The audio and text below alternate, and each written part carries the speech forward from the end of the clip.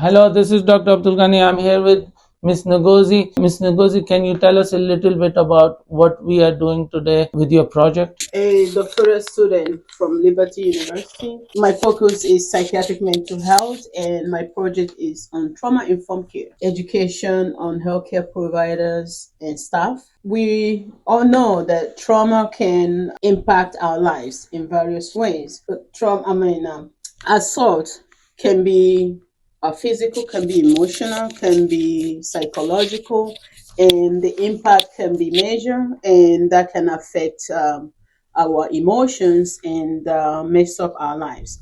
So when patient comes to the clinic, it will be very important to feel safe, and that's why we're doing this education. It's important that the patient feels safe to be able to open up with the provider and say what is bothering them, so that they can get the treatment that they want. So, quick question about trauma. When a person has trauma, how, after a trauma, after what time period can they come and see a provider and get help? It just depends when they're being exposed to Trauma. Depends on how it affects them.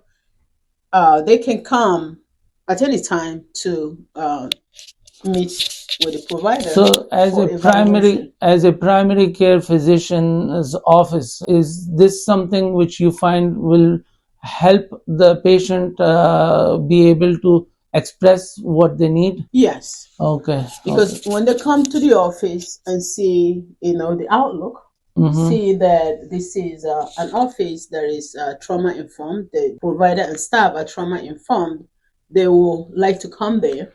Okay. And they would like to refer other patients. When you have a person who has trauma or life events with trauma, what is the most important thing as a practice that they need to be educated in your opinion, to be able to make these patients feel at ease? Well, again, with life event, the reason why it's called life event is because it has so many things. It could be exposed to fire. It could be physical assault. It could be sexual assault. It could be various things. Disaster. It could be various things. So depending on what has affected them in life that made them to be traumatic, that's what the most important thing, and that's what the provider will look into and know how to help them.